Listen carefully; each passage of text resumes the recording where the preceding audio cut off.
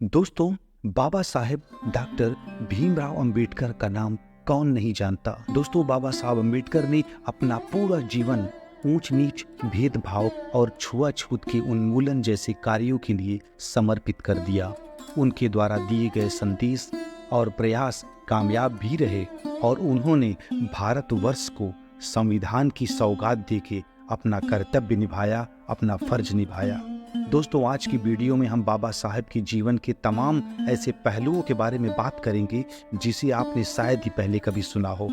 तो दोस्तों, जो भाई चैनल पर नए हैं वे चैनल को सब्सक्राइब कर लें। तो चलिए शुरू करते हैं। दोस्तों, सामाजिक समता और सामाजिक न्याय जैसे सामाजिक परिवर्तन के मुद्दों को प्रमुखता से स्वर देने वाले और परिणाम तक ले जाने वाले प्रमुख लोगों में डॉक्टर भीमराव अंबेडकर का नाम अग्रणी है। एकात्म समाज निर्माण, सामाजिक समस्याओं जैसे सामाजिक मामलों पर उनका मन संवेदनशील एवं व्यापक था। वे कहा करते थे कि एक महान आदमी एक आम आदमी से इस तरह अलग है जैसे वह समाज का सेवक बनने को तैयार हो। दोस्तों, 14 अप्रैल 1891 को मध्य प्रदेश के महू में जन्मे भीमराव अंबेडकर एक हिंदू जाति महार से संबंध रखते थे जिसे उस समय अछूत समझा जाता था। इसके कारण उनके साथ समाज में भेदभाव किया जाता था। उनके पिता भारतीय सेना में सेवारत थे।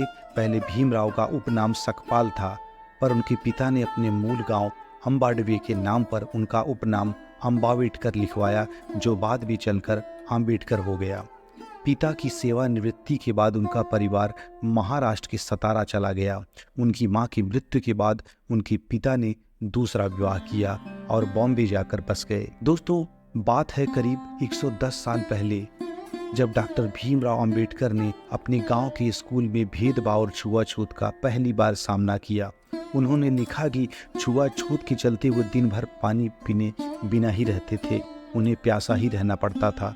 अंबेडकर ने अपनी आत्मकथा में लिखा कि निम्न जाति का होने कारण उन्हें स्कूल में अलग से पानी पीने के लिए मिलता था और कभी कभी तो पानी पीने को ही नहीं मिलता था। ऐसे में जितनी देर तक स्कूल में रहते थे तो प्यासे रहते। अंबेडकर जी के पिताजी हमेशा उन्हें एक आदर्शवादी और आध्यात्मिक विचारों से ओतप्रोत रखते थे, लेकिन जब वो सरकारी स्कूल में पढ़ने जाते थे और सामाजिक प्रतिरोध और छुआछूत का व्यवहार देख बहुत दुखी होते थे। दोस्तों, अंबेडकर जी पढ़ने लिखने में बहुत तेज थे, लेकिन सिर्फ निम्न जाति का होने के कारण उनको और उनके जैसे लोगों को अस्पृश्य समझा जाता था और अलग से बिठा कर रखा जाता था।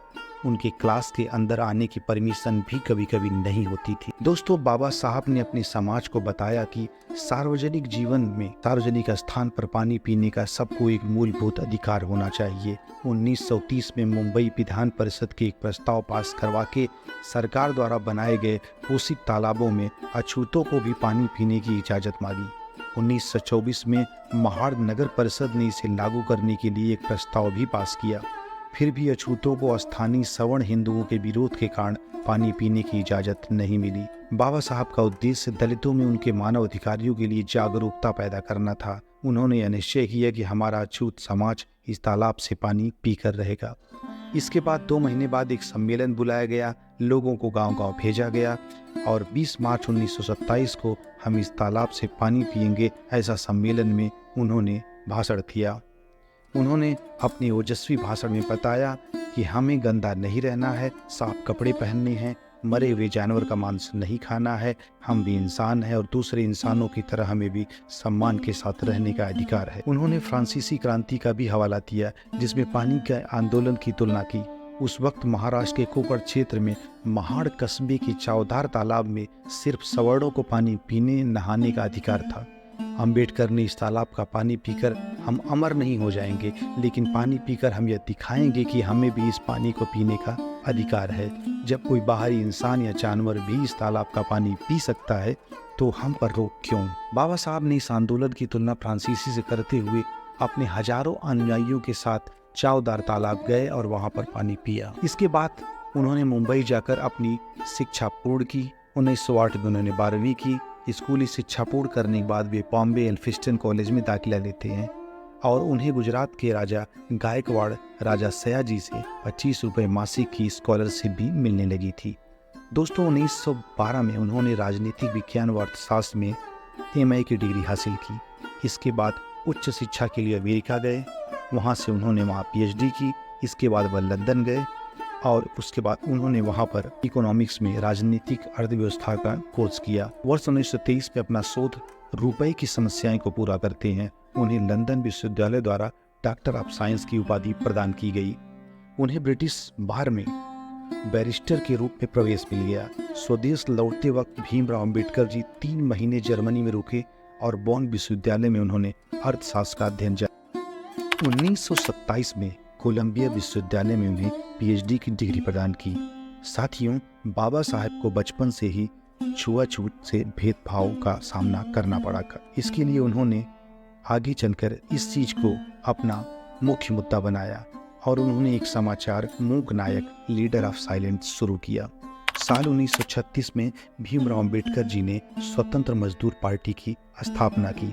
अगले वर्ष 1937 के केंद्रीय विधानसभा चुनाव में उनकी पार्टी ने 15 सीटों पर विजय प्राप्त की। इसके बाद वह रक्षा सलाहकार समिति और वायसराय की कार्यकारी परिषद के श्रम मंत्री के रूप में भी सेवा दिए। आज़ादी के बाद वह देश के पहले कानून मंत्री बनते हैं। उन्हें संविधान गठन समिति का अध्यक्ष बनाया गया और फिर उनके नेतृत्व में भारत का संविधान लिखा गया, जिसे आज हम हिंदुस्तानी पूरे गर्व से मानते हैं और उस पर अमल करते हैं। मित्रों, अंबेडकर जी का समानता पर विशेष बल देते हैं। वह कहते हैं कि अगर देश की अलग अलग जाति एक दूसरे से अपनी लड़ाई समाप्त नहीं करेगी तो देश एकजुट कभी नहीं हो सकता। यदि एक संयुक्त एकीकृत आधुनिक भारत चाहते हैं तो सभी धर्मशास्त्रों की संप्रभुता का अंत होना चाहिए। हमारे पास यह आज़ादी इसलिए है ताकि हम उन चीज़ों को सुधार सकें जो सामाजिक व्यवस्था, असमानता और भेदभाव चीज़ों से भरी है, जो हमारे मौलिक अधिकारों की विरोधी है।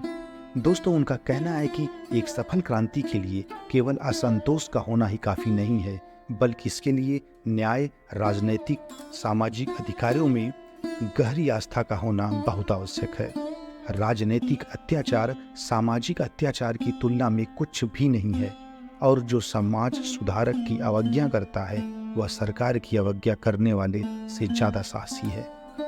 उनका मानना था कि जब तक आप सामाजिक स्वतंत्रता हासिल नहीं कर लेते तब तक आपको कानून चाहे जो भी स्वतंत्रता देता है वह आपके किसी काम की नहीं। दोस्तों, बाबा साहब ने जीवन पर्यंत छुआछूत का विरोध किया। उन्होंने दलित समाज के सामाजिक और आर्थिक उत्थान के लिए सराहनीय कार्य किए। वे कहते थे कि आप स्वयं को अस्पृश्य न माने, अपना घर साफ रखें, अपना शरीर साफ रखें, घिनौने रीति रिवाजों को छोड़ देना चाहिए। हमारे पास आज़ादी है और हमें राष्ट्रवाद को फॉलो करना चाहिए, तभी औचित्य ग्रहण कर सकते हैं। जब लोगों के बीच जातीय, नस्ल और रंग का अंतर समाप्त हो जाए, सामाजिक भाईचारा बनाया जाए। वह राजनीति को जन कल्याण का माध्यम मानते थे। वह स्वयं के बारे में कहते थे, मैं राजनीति में सुख भोगने के लिए नहीं, अपने सभी दबे कुचले भाइयों को उनके अधिकार दिलाने आया हूँ। मेरे नाम की जय जयकार करने से अच्छा है कि मेरे बताए हुए रास्ते पर चलें। वे कहते थे कि न्याय हमेशा समानता के विचार को पैदा करता है। संविधान मात्र वकीलों का दस्तावेज नहीं, यह जीवन का एक माध्यम है। निस्संदेह देश उनके योगदान को कभी नहीं भूल पाएगा। साथियों, अंबेडकर जी का जीवन अत्यंत संस्कारी एवं धार्मिक माहौल में बीता था।